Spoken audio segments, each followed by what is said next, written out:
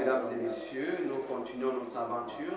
Après l'aventure musicale qui parlait de tourisme, eh bien, peut-être que c'était une très belle transition pour arriver vers cette forme de tourisme-là merveilleuse également, avec notre très cher ami Sidoine Fugui. Il est blogueur, il est d'abord rédacteur web, il est blogueur de tourisme et puis guide de randonnée. Alors, on va voir un peu tout ce que, à quoi ça renvoie, toutes ces notions-là. Mais c'est également un mordu, un passionné de tourisme qui raconte ses aventures, qui partage ses connaissances, ses émotions, j'allais dire ainsi, et qui arrive à vous transpercer le cœur. Lorsque vous voyez ces images, vous avez envie tout de suite d'y aller, et donc nous n'avons pas résisté, parce que ça fait quelques temps maintenant que nous le suivons. On s'est dit, ah, c'est le moment de la voir, et puis spontanément, il a répondu à notre invitation. Merci beaucoup, Sidoine. Merci à vous.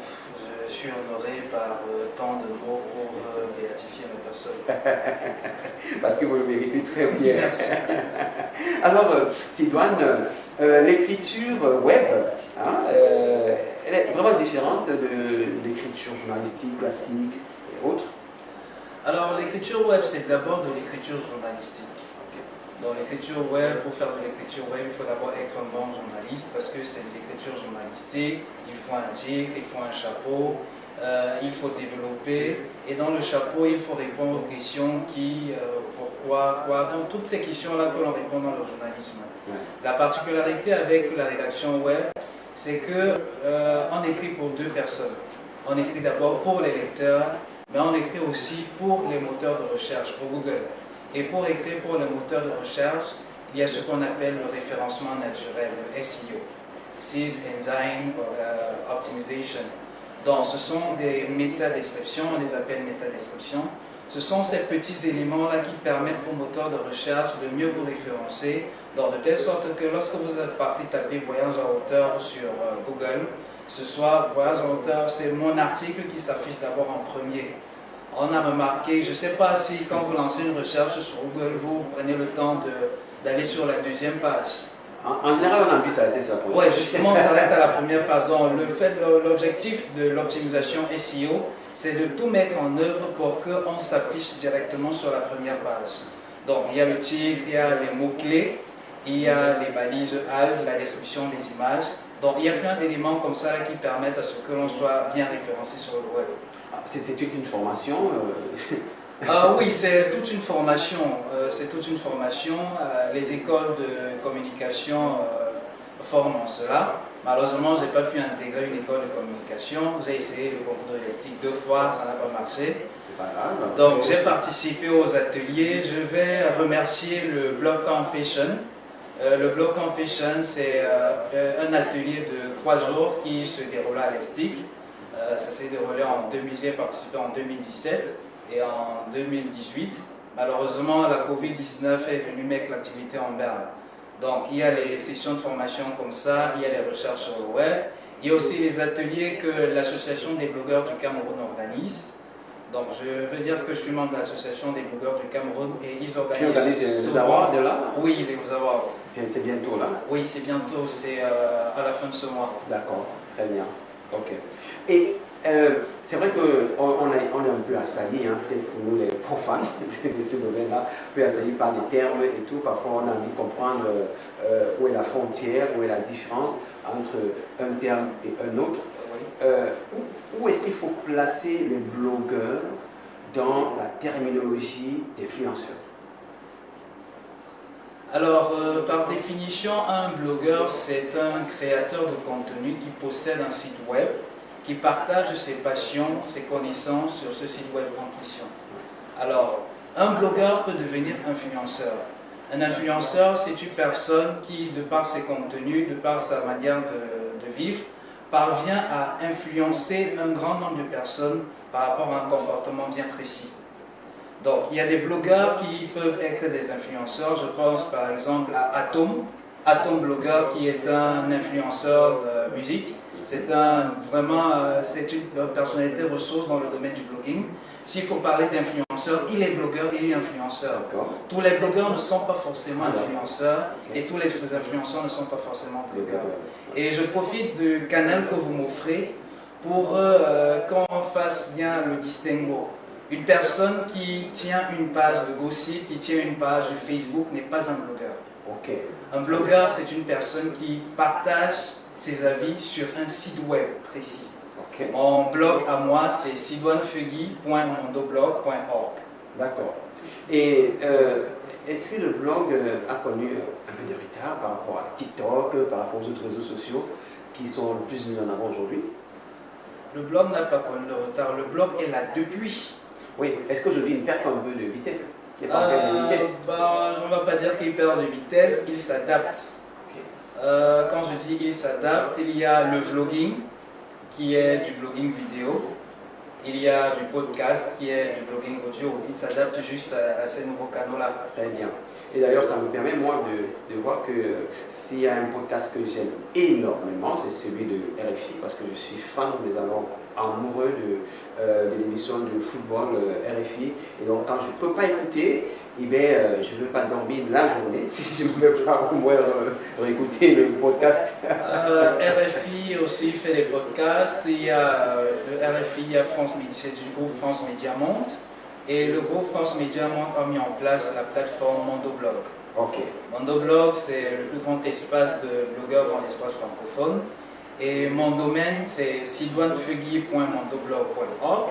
J'ai obtenu ce domaine à la suite d'un concours.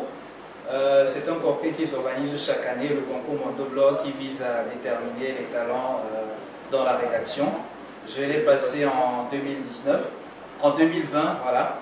J'ai passé le concours et voilà, c'est à la suite de ce concours que j'ai eu ce nom de domaine. Très bien. Alors, Sidouane Fegui, il est également, on va le dire ainsi, hein, blogueur tourisme. Alors, c'est quoi l'emphase que tu as voulu mettre en tourisme? D'abord, comment se passe ta rencontre, comment se passe ta passion et comment est-ce que tu t'es senti le devoir, l'envie de faire quelque chose de spécifique en tourisme? Alors, pour la petite histoire, quand j'étais en classe de 4e au lycée de Clématie, mes camarades m'ont surnommé touriste. C'était pour se moquer de moi parce que je dois reconnaître qu'à cette époque-là, l'école, ça ne m'intéressait pas du tout. Et la particularité, c'est que j'étais tout le temps à l'intérieur de l'établissement, mais j'étais rarement à la classe.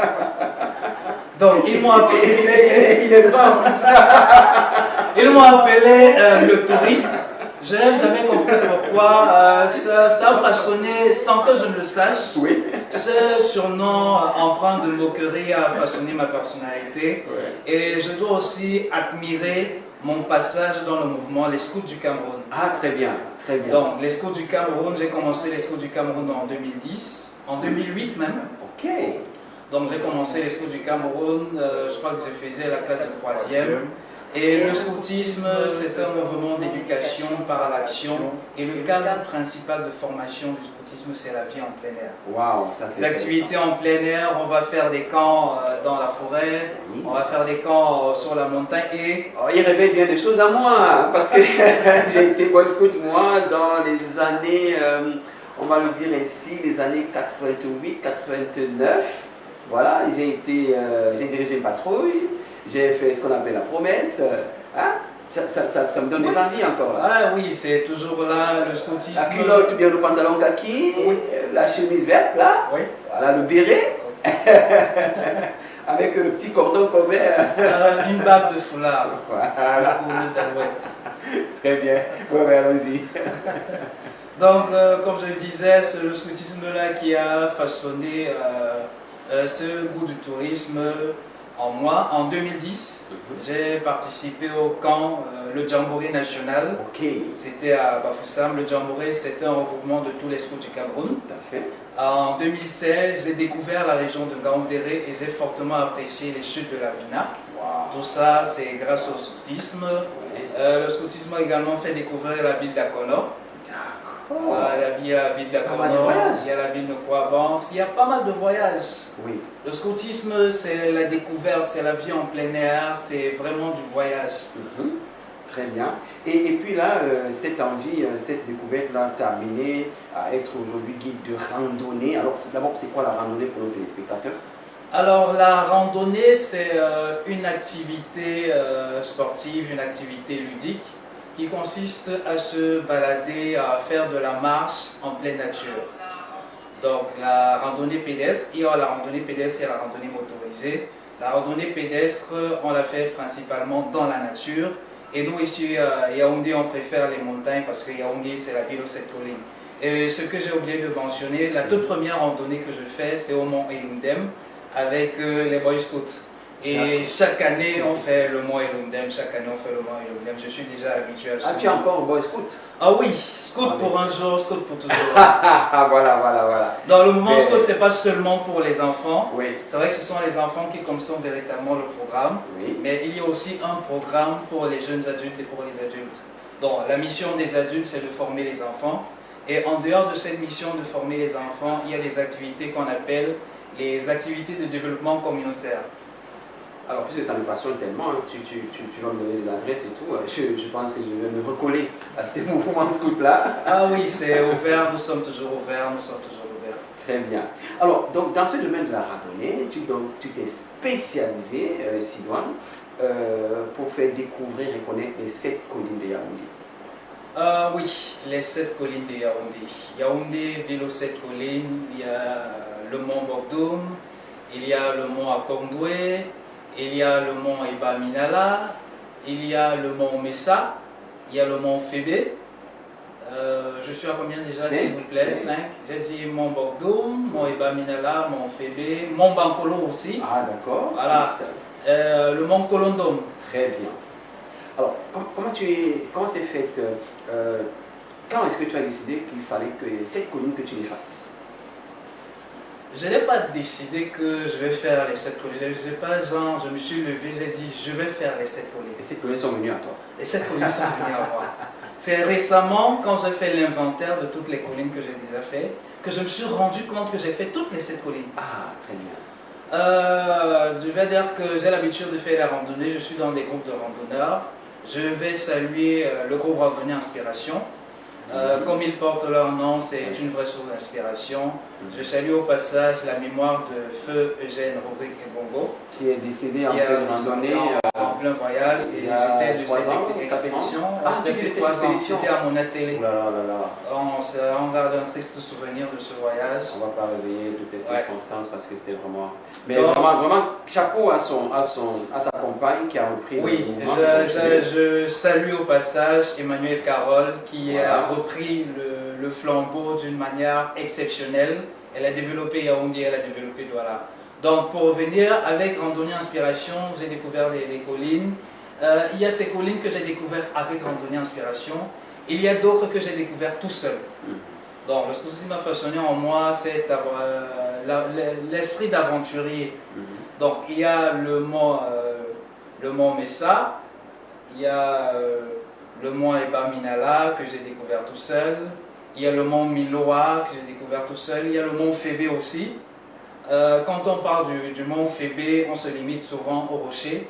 Le rocher qui permet d'avoir une vue panoramique et pourtant juste à côté il y a le vrai mont. Ah d'accord. Donc je me suis décidé comme ça à dire que je vais aller chercher le mont et j'y suis arrivé. Quand j'y vais, je compte sur Dieu Tout-Puissant, je me laisse guider par mon instinct. Je suis aussi les pistes. Parfois, ce sont des chemins qui sont déjà empruntés, juste que très peu de personnes connaissent. D'accord, ok. Et qu'est-ce qui se passe? Comment est-ce que les gens interagissent avec toi à travers ton blog et tout? Il y a des demandes, il y a des saturations, il y a des envies d'aller avec toi, découvrir oui, il y a des envies. Quand je publie des photos, il y a des personnes qui disent qu'elles ont envie de faire la randonnée avec moi. Il y a d'ailleurs une dame en France qui m'a dit que lorsqu'elle va arriver ici au Cameroun, je serai son guide. Je la salue Nadine. Nadine Chef, c'est une chef cuisinière. J'ai aussi une petite passion pour la cuisine. Donc il y a de la demande, il y a des lecteurs. Quand je consulte les statistiques, il y a des lecteurs, les gens sont intéressés. Ils sont intéressés par ce que je fais. Bon, peut-être après, ça ne suit pas quand il faut organiser la randonnée. Mais bon, ça va suivre, le temps va nous permettre de voir. D'accord. Alors, on rappelle que Randonnée Inspiration a été lauréate donc la randonnée, l'inspiration a été lauréate. Donc en janvier 2020, je pris de trophée du tourisme organisé justement par la modeste personne. Et donc la 5e édition est en préparation en décembre prochain. Je voudrais un peu questionner les relations que Sidoine aurait avec les autres professionnels. On a parlé de l'inspiration, ça se passe très bien, d'accord. Ouais. Est-ce que Sidoine a d'autres relations avec d'autres professionnels dans le domaine du tourisme? Alors, je collabore avec Nature et moi de Kivin.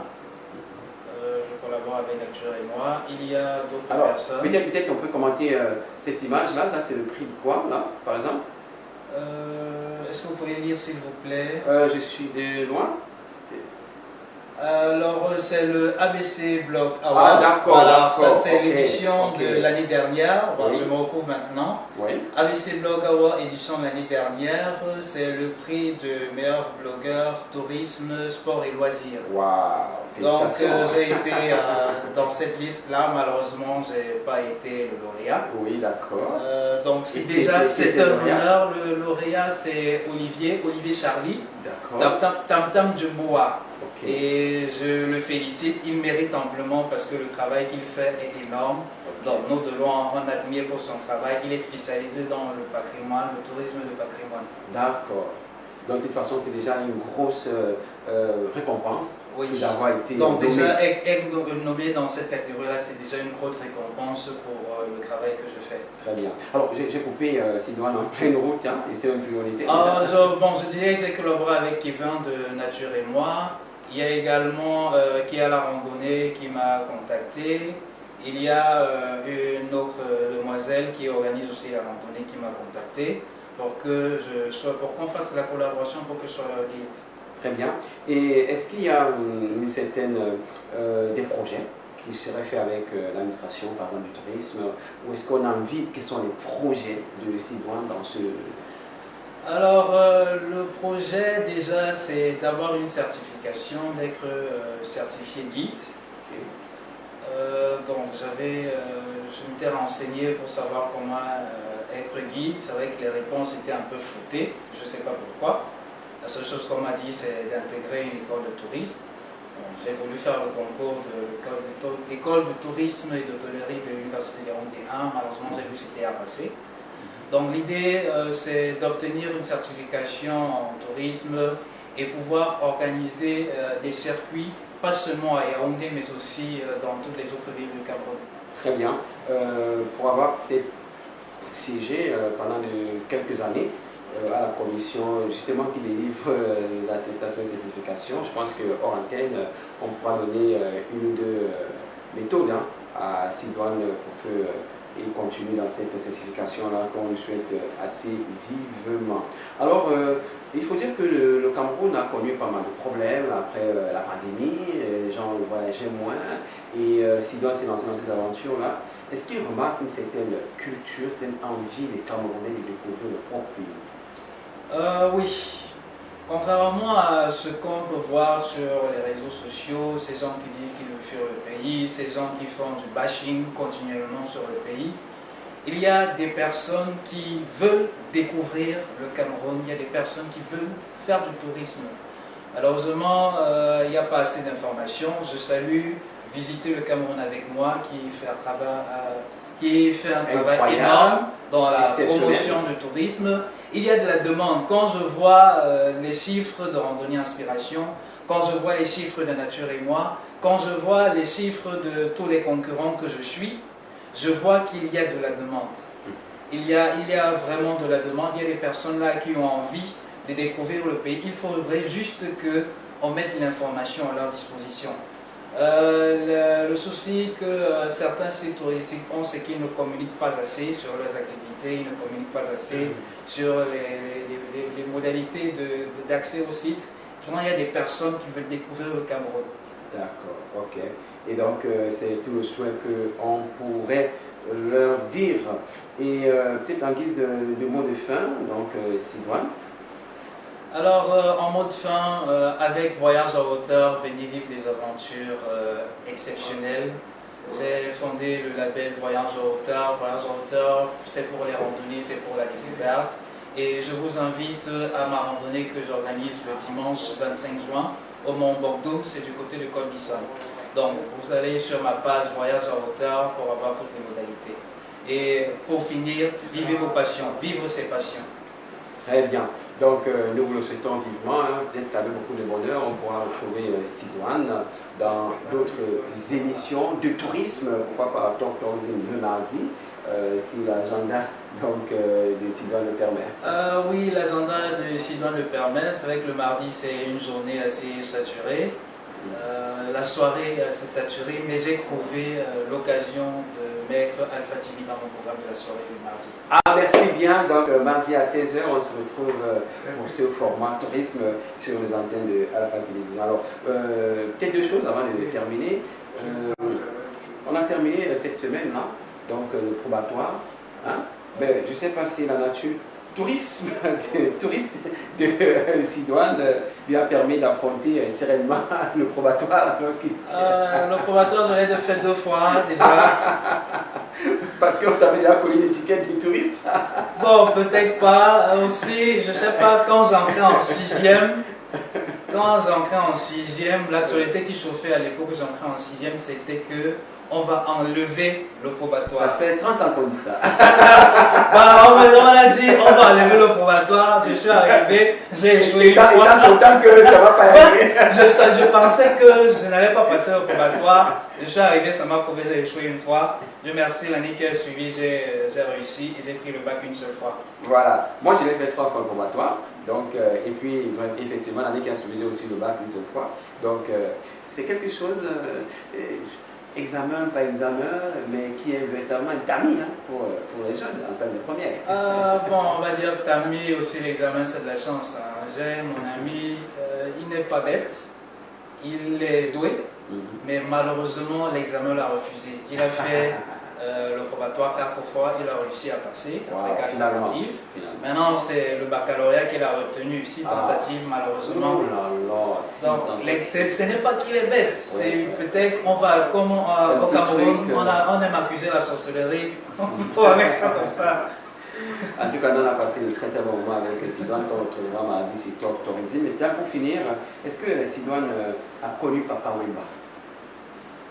Papa Wemba, j'ai écouté les musiques de Papa Wemba. J'étais au cœur de l'actualité quand il est décédé, vu que j'ai rédigé un article sur lui. D'accord. Bon, j'ai aimé, je ne peux pas vous dire clairement quelle musique de lui j'ai aimé, j'ai juste écouté comme ça au passage. Très bien. Alors, c'est peut-être pour laisser partir Sidoine, à qui on dit merci d'être venu sur ce plateau. Merci à vous de m'avoir invité. Voilà, merci beaucoup. On le retrouve mardi prochain sur Talk Tourism.